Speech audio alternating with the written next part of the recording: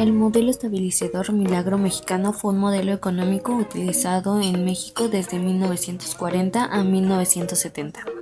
Los presidentes fueron, durante el periodo de 1940 a 1946 fue Manuel Ávila Camacho, de 1946 a 1952 fue Miguel Alemán Valdés, de 1952 a 1958 fue Adolfo Ruiz Cortines, de 1958 a 1964 fue Adolfo López Mateos y terminó con la presidencia Gustavo Díaz Ordaz de 1964 a 1970.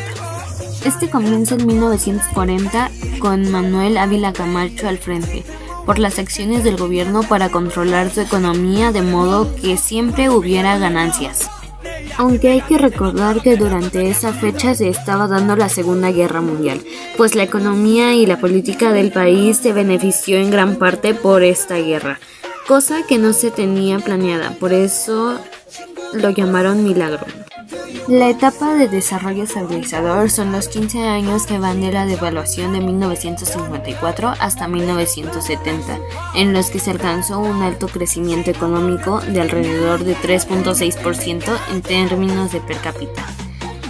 Estabilidad cambiaría y bajas inflaciones de 2.5%, en promedio similares a las de las economías desarrolladas. De 1958 a 1970, el crecimiento promedio anual del Producto Interno Bruto Real (PIB) fue del 6.8%, mientras que la producción industrial creció un 8% cada año. Se trata de un periodo que también fue de crecimiento para las economías desarrolladas de 4% anual en términos de per cápita, con una inflación de solamente 3.3% en promedio. Fue una suerte de época de oro del capitalismo, de la que México pudo participar gracias a sus políticas económicas internas.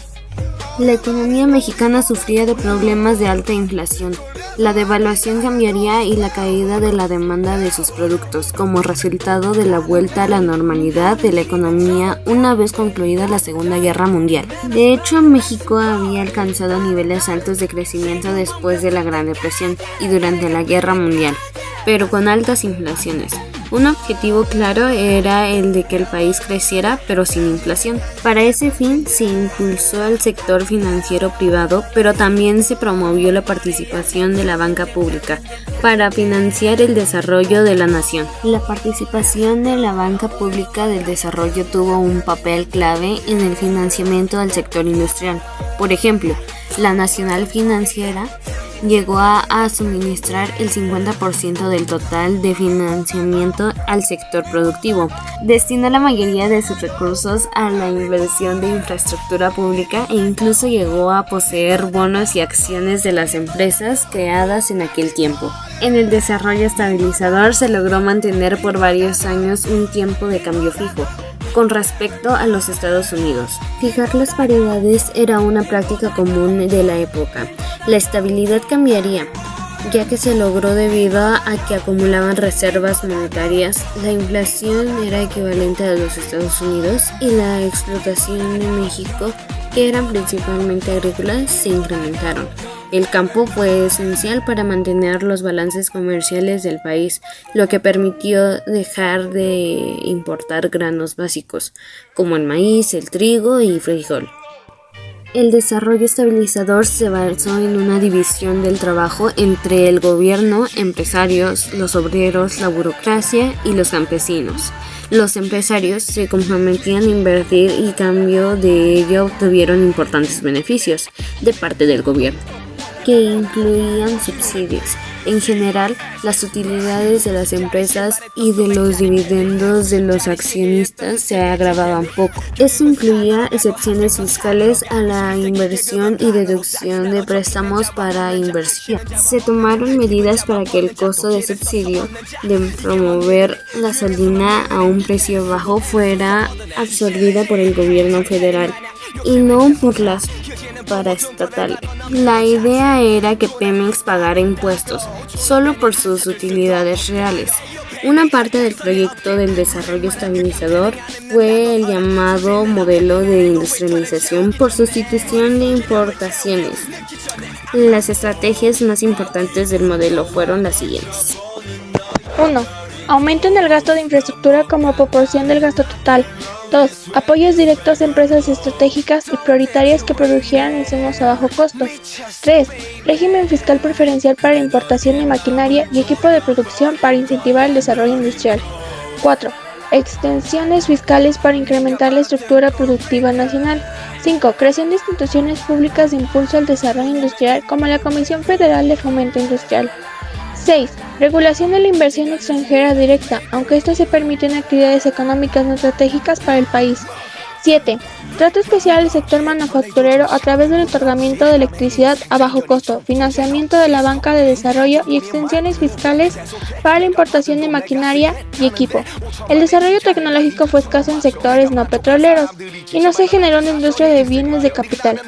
Se señala que un proceso de apertura comercial gradual hubiera sido necesario para ganar competitividad en ciertos sectores. De hecho, la industria se desarrolló en México, pero su contribución a las exportaciones nacionales fue muy escasa. El país dependía de las exportaciones agrícolas y mineras. El proyecto económico liderado por Ortiz Mena en los años 50 y 60 de la década pasada deja muchas lecciones útiles para plantear un proyecto que logre reactivar la economía nacional. 1. Planeación. Se construyeron y consolidaron instituciones del Estado capaces de desarrollar grandes proyectos de inversión, pero también la expansión masiva de servicios como los de educación y de salud, coordinación de sectores. Se logró alinear objetivos y distribuir responsabilidades entre empresarios, incluyendo banqueros, sindicatos, organizaciones campesinas y el gobierno para buscar objetos comunes. 3. Certidumbre y políticas coordinadas. Las dependencias estatales desarrollaban políticas coordinadas en las distintas áreas de la política económica, comercial, tributaria, de gasto, monetaria, financiera, con tramos de mandos claros que generan credibilidad en sus decisiones. Financiamiento sano. Se controlaron los montos de financiamiento externo gracias al control de los balances fiscales y el uso del crédito nacional. Además, dicho financiamiento se utilizó básicamente para pagar proyectos de infraestructura con el potencial de cubrir los pagos futuros de dicha deuda externa. 5. Estabilidad. A diferencia de lo ocurrido entre la década de los 70 y 80, e incluso posteriormente, durante el periodo de ajuste económico en el desarrollo estabilizador, se cuidaron los balances fiscales y monetarios para evitar desequilibrios que terminaran en crisis fiscales o devaluaciones. 6. La necesidad de la política industrial. Se desarrollaron instrumentos para fomentar las manufacturas por medio de la protección, aunque con la posibilidad de importar maquinaria y equipo, pero también con financiamiento. Se escogieron sectores prioritarios a fomentar como la petroquímica, el sector eléctrico, el siderúrgico, el mecánico. 7. El fomento al campo. Para Ortiz Mena, el fomento y la modernización del campo era fundamental por la importancia de las exportaciones que generaba, pero también porque de esa manera se generaría riqueza para los sectores más pobres de la población. Incrementar la productividad del campo era también visto como una estrategia para garantizar los alimentos a toda la población. 8. Mayor rol del Estado. Sin ser calificado como estatista, las políticas de Ortiz Mena, a diferencia de lo que hoy sucede, sí le daban al Estado una mayor responsabilidad en la conducción económica, especialmente en la inversión en infraestructura, en la regularización de actividades privadas y el control directo de áreas estratégicas como la energía. 9. Incremento del salario. Durante el periodo, los salarios de los trabajadores formales se incrementaron gradualmente, debido al incremento de la productividad por la mayor inversión y la coordinación entre sindicatos y empresas. Ortiz Mena fundó el Centro Nacional de Productividad. La protección al empleo y mejores prestaciones laborales. El salario mínimo creció un 6% y el real industrial 3.5% cada año. 10. Contenido nacional. Es una idea principal que explica el crecimiento de la económica en las exportaciones y la sustitución de importaciones. Lograron detonar las cadenas de la mayoría de los sectores e industrias. Un enfoque moderno de la política debería plantear que en un contexto de apertura se busca incrementar el contenido nacional de lo que el país produce y exporta. De una manera política, Estados Unidos y México tuvieron un acercamiento que nunca se había formado entre ambos países y aunque la participación de México en la guerra fue limitada, cuando los países aliados alcanzaron la victoria, México se encontraba entre los vencedores. Por tanto, México fue un miembro fundador de la Organización de las Naciones Unidas, ONU. Así que México se vio beneficiado de forma política, aunque en economía, la crisis global a la que se enfrentaba el mundo a causa de la guerra colocaron a México en un papel estratégico. La fuerza productiva estadounidense estaba incompleta y el comercio internacional estaba obstaculizado.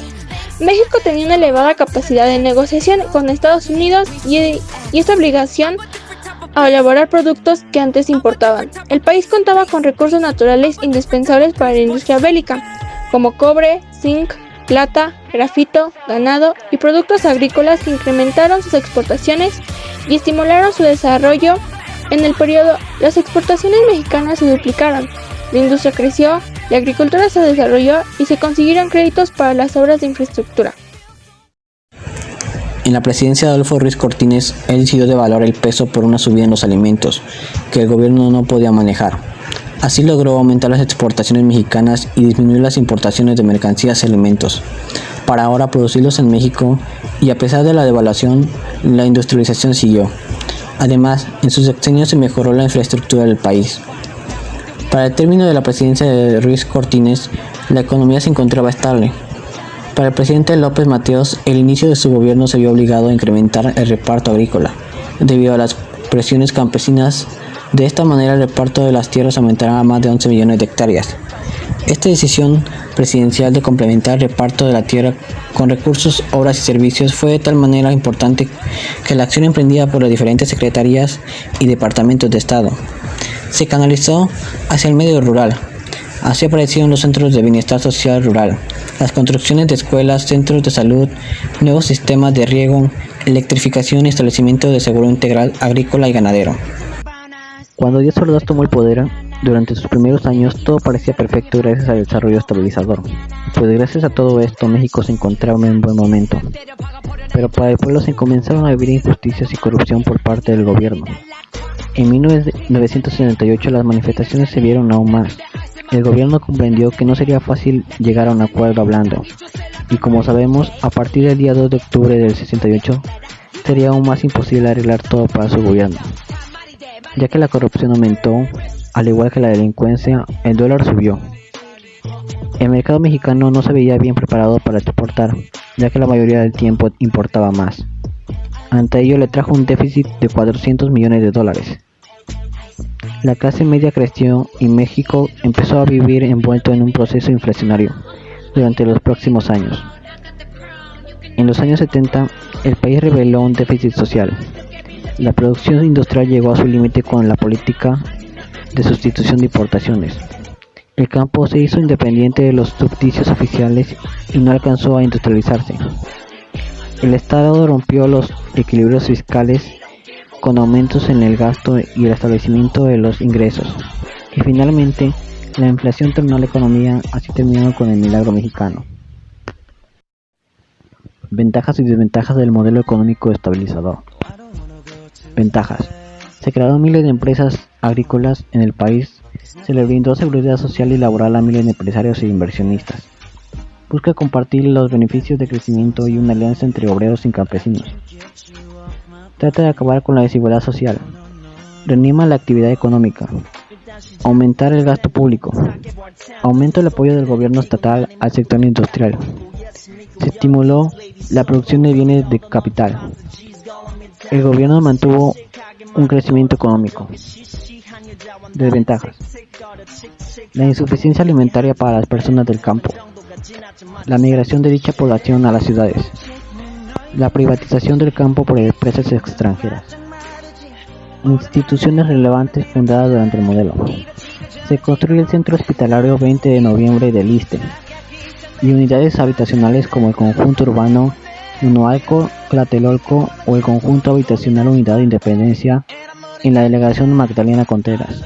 Asimismo, los primeros 4 edificios de la Unidad Profesional de Zacatenco del Instituto Politécnico Nacional. También se modernizan los aeropuertos, redes telefónicas, telegrafías y de comunicaciones. El ferrocarril Chihuahua Pacífico conecta el norte del país con la costa del Pacífico. Fue inventor del Banco Nacional Obrero y desde 1933 hasta 1943 de fomento de los talleres gráficos de la nación. Y en 1962 se inaugura la autopista México-Puebla.